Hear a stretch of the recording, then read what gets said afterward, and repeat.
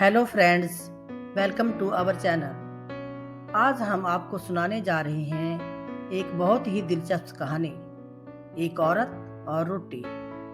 एक शाम चार बुजुर्ग दोस्त घनश्याम, दिनेश, सीताराम, सुरेश एक पार्क में बैठे हुए गप्पे मार रहे थे कि तभी बातों ही बातों में रोटी के ऊपर चर्चा शुरू हो गई। तभी घनश्याम जी कहते हैं, जानते हो कि रोटी कितने प्रकार की होती है? किसी ने बोला मोटी, तो किसी ने कहा पतली, तो किसी ने कुछ और ही प्रकार की रोटी के बारे में बताया। तभी घनश्याम जी बोलते हैं, नहीं दोस्त, भगवान और कर्म के आधार से रोटी चार प्रकार की होती है। पहली, सबसे स्वादिष्ट रोटी माँ के हाथ की होती है, क्योंकि वो ममता और वात्सल्य से भरी हुई होती है, जिसे खा के पेट तो भर जाता है पर मन कभी नहीं भरता। इस पे दिनेश जी कहते हैं, आपने 16 आने सच कहा, पर शादी के बाद माँ की रोटी कम ही मिलती है। उन्होंने आगे कहा, हाँ वही तो बात है। फिर घनश्याम जी बताते हैं, दूसरी रोटी पत्नी के हाथ की होती है, जिसमें अपनापन और समर्पण का भाव होता है, जिससे पेट और मन दोनों ही भर जाते हैं। इस बात पे सभी दोस्त एक साथ बोलते हैं, क्या बात कही यार, ऐसा तो हमने कभी सोचा ही नहीं। फिर तीसरी रोटी किसकी होती है? एक दोस्त ने सवाल किया। घनश्याम जी अपना मोबाइल निकालते हुए कहते हैं कि तीसरी रोटी बहू की होती है, जिसमें कर्तव्य का भाव होता है और जो कुछ कुछ स्वाद भी देती है और मन भी भर देती है।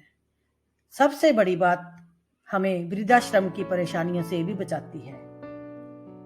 ये बात सुन के थोड़ी देर के लिए वहां चुप्पी छा जाती है। इतने में सुरेश जी मौन तोड़ते हुए पूछते हैं, लेकिन ये चौथी रोटी किसकी होती है? ये सुन घनश्याम जी मुस्कुराने लगे।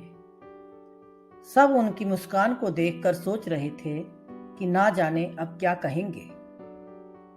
तब उन्होंने कहा, ये चौथी रोटी नौकरानी की होती है, जिससे ना तो इंसान का पेट भरता है और ना ही मन तृप्त होता है, और स्वाद की तो कोई गारंटी ही नहीं।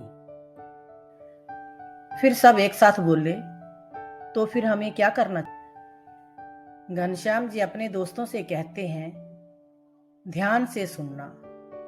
जो मैं अब कहने जा रहा हूं कि हमेशा मां की इज्जत करो, पत्नी को सबसे अच्छा दोस्त बना के जीवन जियो, बहू को अपनी बेटी समझो और उनकी छोटी मोटी गलतियों को नजरअंदाज कर दो। बहू खुश रहेगी तो बेटा भी आपका ध्यान रखेगा। अगर हालात चौथी रोटी तक ले आए तो ईश्वर का शुक्रिया करो कि उसने हमें जिंदा रखा हुआ है। अब स्वाद पे ध्यान मत दो, बस केवल जीने के लिए थोड़ा कम खाओ, ताकि बुढ़ापा आराम से कट जाए, और सोचो कि हम सच में कितने खुशकिस्मत हैं। तो ये थी हमारी आज की कहानी। अगर आपको कहानी अच्छी लगी हो तो चैनल को सब्सक्राइब करिए, लाइक करिए और बेल आइकन बटन दबाना मत भूलिएगा। Thank you.